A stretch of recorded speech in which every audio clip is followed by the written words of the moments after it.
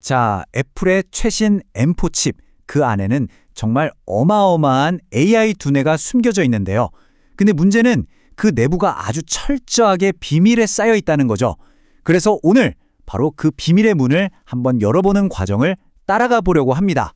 애플은 새로운 M4 뉴럴 엔진 성능이 엄청나다고 발표는 하는데 그래서 구체적으로 어떻게 그렇게 빠른 건데? 라고 물으면 사실 공식적으로 알려진 건 거의 없다고 봐야죠. 개발자들한테 애플이 열어준 공식적인 문은 딱 하나, 바로 이 코어 ML이라는 프레임워크입니다. 뭐랄까, 하드웨어의 복잡한 속사정은 싹 감춰주고 그냥 편하게 쓰게 해주는 그런 고급 창구 같은 거죠. 그런데 만약에 이 코어 ML을 살짝 비켜가서 하드웨어, 그러니까 이 실리콘 칩이랑 직접 대화할 수 있는 그런 비밀 통로를 찾을 수 있다면 어떨까요? 자, 바로 그 이야기 속으로 한번 들어가 보겠습니다. 먼저 우리가 파헤쳐볼 대상 애플 뉴럴 엔진, 줄여서 ANE가 도대체 어떤 녀석인지부터 알아야겠죠? 자, 이 표를 보시면 이게 정말 재밌는데요.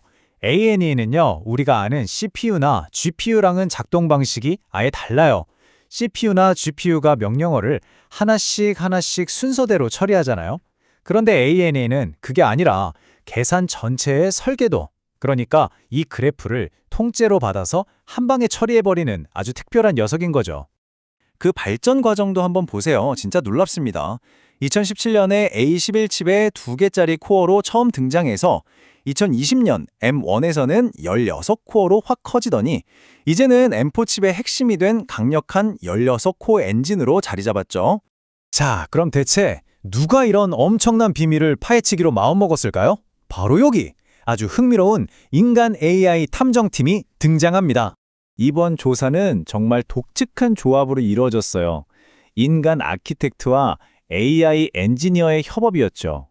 인간의 직관으로 방향을 잡고 AI가 방대한 데이터를 분석하고 코드를 짜는, 어떻게 보면 시스템 연구의 새로운 방식을 보여준 겁니다. 이 모든 여정의 시작은 아주 단순하면서도 어떻게 보면 좀 대담한 질문 하나였습니다. 애플 뉴럴 엔진 위에서 직접 모델을 훈련시킬 수는 없을까? 바로 이 질문이었죠. 이 질문의 답을 찾으려면요, 애플이 겹겹이 쳐놓은 코어 ML이라는 장벽을 뚫고 하드웨어와 직접 만날 방법을 찾아야만 했습니다. 말 그대로 디지털 자물쇠를 따야 했던 거죠. 이들이 사용한 방법은 마치 디지털 범죄 수사 같았어요. 4단계로 진행됐는데요. 먼저 프레임워크 안에 숨겨진 클래스를 몽땅 찾아내고 코어 ML이랑 ANE가 서로 주고받는 신호를 가로채서 엿듣고 결과물인 바이너리 파일을 분석하고 마지막으로 작업량을 막 바꿔보면서 내부 구조가 어떻게 생겼을지 추리하는 방식이었죠. 그리고 마침내 결정적인 단서를 찾아냅니다. 바로 ANE 클라이언트라는 이름의 비공개 클래스였어요. 이게 뭐냐면 코어 ML을 완전히 건너뛰고 뉴럴 엔진으로 바로 연결되는 그야말로 직통 비밀 통로였던 겁니다. 자, 이제 자물쇠는 열렸습니다. 그럼 이제 그 블랙박스 안에 도대체 뭐가 숨겨져 있었는지 한번 들여다볼까요? 첫 번째 단서는 좀 이상했어요.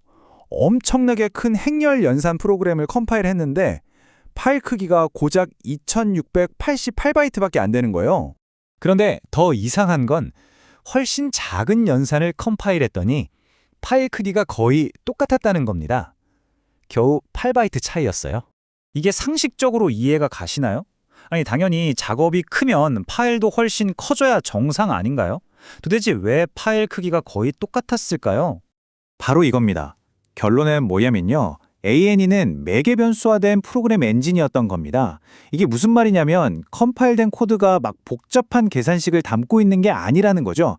그냥 자, 하드웨어 너 저기 있는 데이터 가져와서 내장된 기능 1번이랑 3번 연결해서 실행해, 이렇게 지시만 내리는 일종의 설정 파일 아니면 요리 레시피에 가까웠다는 뜻입니다. 그리고 또 하나 놀라운 걸 발견했는데요. ANE가 한 번에 무려 127개의 요청을 동시에 처리할 수 있다는 사실이었어요. 이건 엄청난 양의 데이터를 실시간으로 처리하기 위해 만들어진 아주 깊은 작업 대기열을 가지고 있다는 뜻이죠. 그리고 마침내 연구팀이 성배라고 부른 것을 찾아냅니다. 바로 메모리 안에서 직접 컴파일하는 방법이었죠. 물론 이게 그냥 된 건 아니고요. 원인 모른 오류 때문에 며칠 밤낮으로 디버깅을 해야 했답니다. 그러다 재밌는 것도 발견했는데 애플 내부 코드에 디스크립터를 디스크립터라고 쓴 귀여운 오타가 숨어 있었대요. 자, 그래서 ANE로 통하는 이 비밀 열쇠를 손에 넣은 게 도대체 왜 그렇게 중요할까요?